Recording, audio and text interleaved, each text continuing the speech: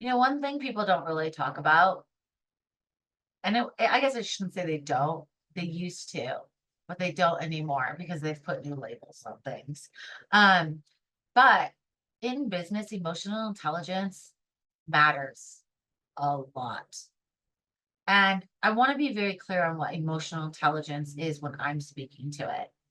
It is reading people, their tone, their body language, the words they use, their appearance, right? Like sometimes I don't think about it because sometimes I don't I just do anything about my appearance. And I'll get on camera and I'll be like, whoa, I need to change a little bit because my hair will be disheveled if I've been out gardening, which is one of the things I like doing. I'll have a twig hanging in my hair. It's a pretty common thing. And I'll be like, oh, all right, let me just get that spider or that twig out of my hair. Um, that appearance matters, right? And that is part of emotional intelligence.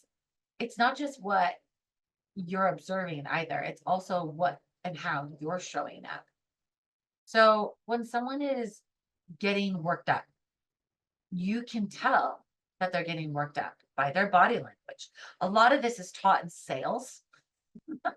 So if you are in sales, you're already going to be like, mm-hmm. Um, because there's things that are taught in sales about mirroring people, about understanding what body language means, tones, all these different things as buying cues. But the same is appropriate for business as a whole. If you're in a leadership meeting talking about initiatives for the year and you start seeing someone sit back in their chair, for that individual, does that mean they're content or does that mean they're pulling out of the conversation because they don't agree? Right? Same with and it's knowing these people and being able to watch their body language and their behaviors and their habits to be able to understand these things. Somebody might be crossing their arms. And traditionally, again, that's another sign of disengagement, of contentment. But is the individual cold? Do they have an ache in their shoulders? And so they're just putting their arms together to try to kind of get some stretching, right?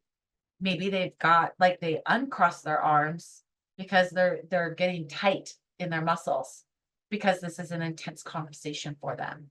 Those are things to consider when you're looking at emotional intelligence. Back to the tone, not only will their tone change, but their tempo will change. I can tell you that when I'm calm, this is what I sound like. And when I get passionate and worked up about something, you'll notice in my videos, my tempo will increase. My the sound, I'll get louder. And you'll hear a little bit of a change in the actual tone of the acapella. Oh gosh, now I can't even think of it. Acapella, and it getting higher, or getting deeper. Right? If I'm doing a meditation, I intentionally change my voice to be very calm and soft. So think about this. In that example I just gave you, what is the perception of me? How does that make you feel?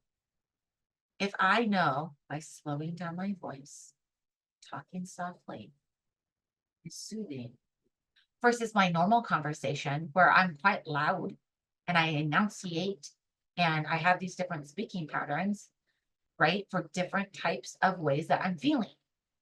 People pick up on those things.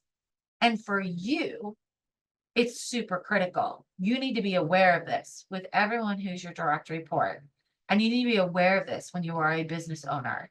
You need to understand what these things mean and get to know people enough to understand their body language. Notice their tone changing.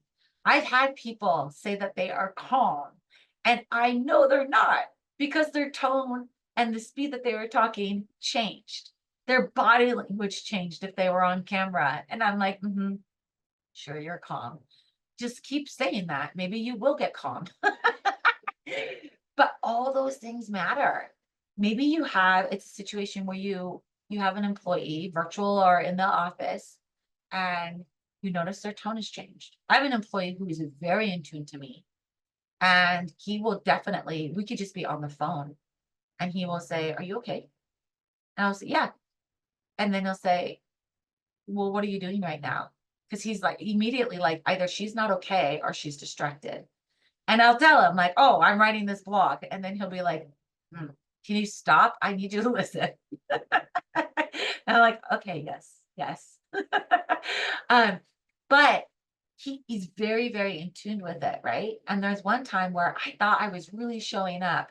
And then when we were all done with the meeting, he called me and said, "Hey, you seem sick," because he's seen me sick in person. And he was like, "My God, you're so sick." I'm like, "Yeah, I am." And so when I was in India, actually, I just gotten so sick. And so he knows, like, I can still put on a great show when I'm sick. And but he also has seen me sick and not sick over the years. And so he can call it out and be like, "Hey, are you sick?" And I'm like, "Yeah, I am. I got a couple more hours and then I need to go because I need to sleep. I know it's only 10 a.m., but I can't keep going." And he'll be like, "Okay, what can I do?" Right? That is how you build a strong team. That's how you build a loyal team and a strong, thriving business. Also, that equates over into the corporate world, right? I am very good at doing this. I do it for executives. And in addition to that, like helping them and getting them to see these idiosyncrasies in people's behavior, I also notice it with my teams and in corporate and outside of corporate, right? Where I'm like, okay, today's not the day. I might have an agenda, but something else happened in the overall corporate environment that is impacting my team. And my agenda has to go on the back table and I have to address this now, right? Because I noticed their behavior. Nothing needed to be said. It was the body language, right? It was the vibe of the room, if you will.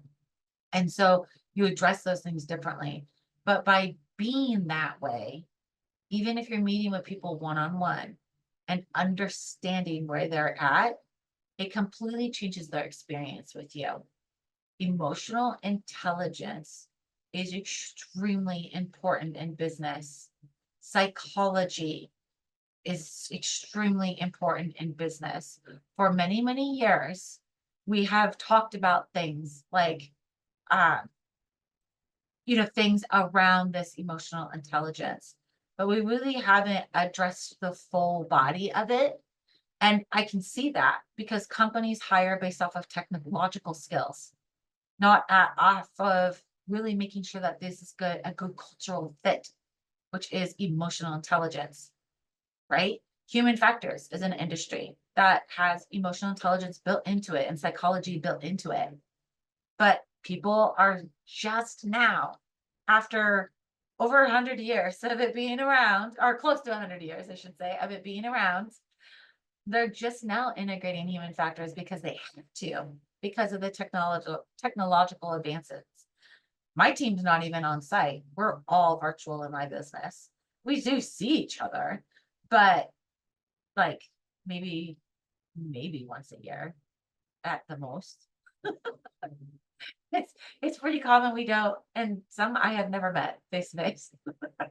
Um, so when you look at the value of emotional intelligence and the breakdowns we are having in business, in corporations, in entrepreneurship, it has to do with the lack of emotional intelligence.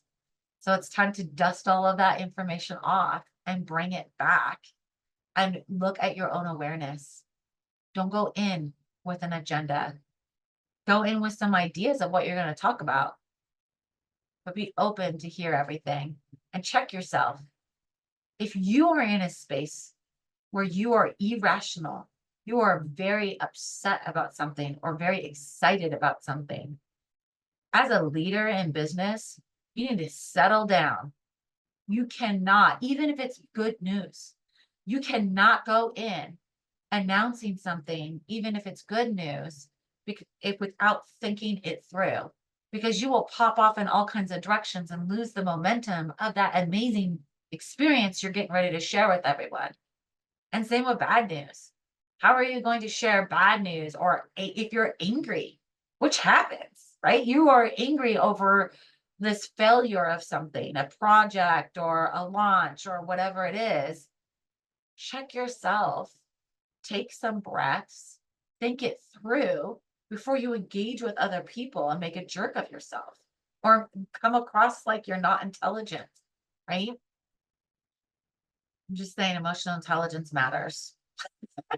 You should try it, focus on it, and just see what happens. In 1 week, if you focus 1 week on just emotional intelligence and the human behavior, whatever label you want to put on it, and you focus on that first as your first priority for your behavior and understanding other people's behaviors, and then either mirroring or adapting or taking them along a journey to help them transition theirs, whatever that looks like for you. In 1 week, I guarantee you, you will be shocked at the relationships that you build and how they transform because it is powerful and it is vastly, vastly underutilized. And we really need to get back to that in order to survive this new era that we are in.